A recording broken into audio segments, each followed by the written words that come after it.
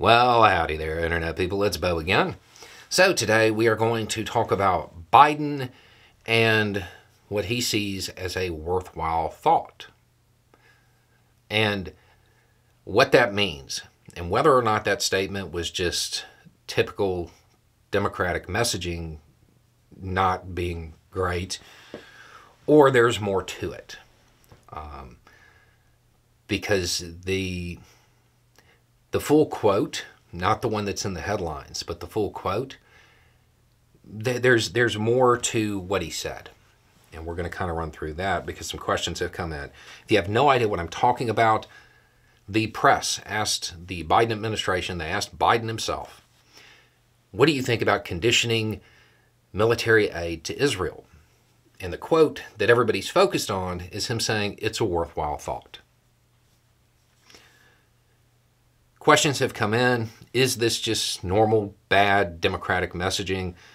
Shouldn't the answer have been something to the effect of, it's a worthwhile thought? Yeah, that's why we did it with the M16 transfer.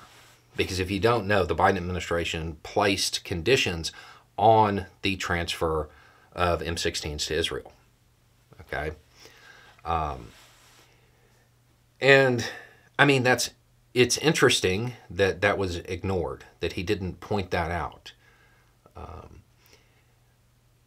But I think there's more to it when you read the whole quote.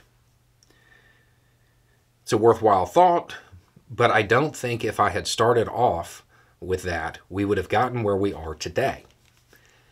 Okay, so with that M16 transfer,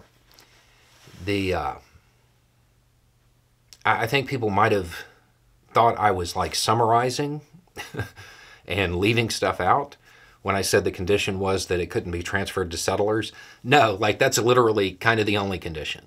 And there's an easy workaround to that. They just take the old stuff, give it to the settlers, and the new stuff goes to their active units. So it's not exactly a stringent condition. Him saying it's a worthwhile thought and then leading to the idea that it's progressing. I don't think we would have gotten where we are today if I had started with that. Something to that effect. It seems to me that he might be considering more stringent conditions. Whatever he believes is worthwhile is more than that.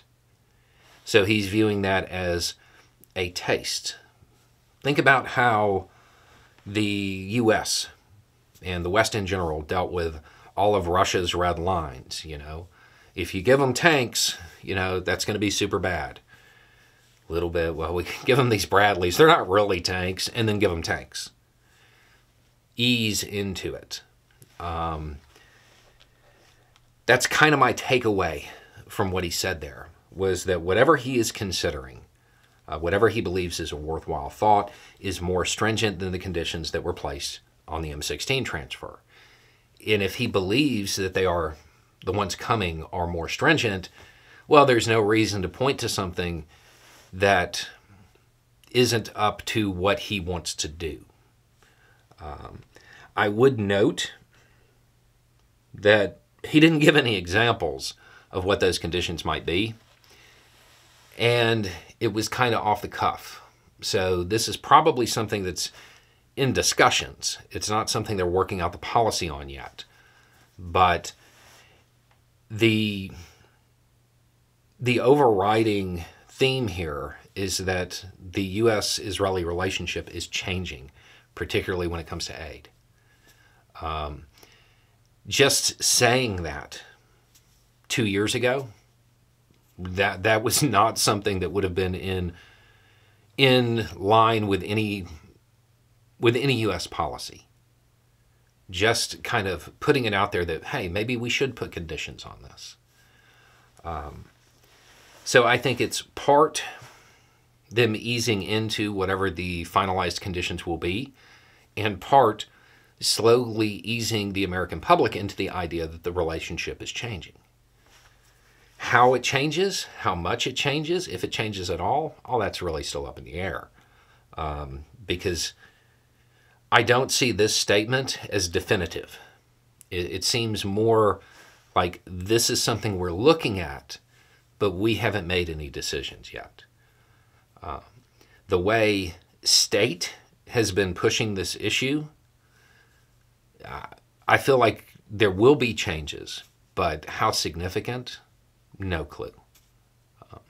But I don't think this was just the Democratic Party failing to say, hey, we already did that. We did put conditions on something. I think it was them kind of leading into something more. But what that is, I can't say. Anyway, it's just a thought. Y'all have a good day.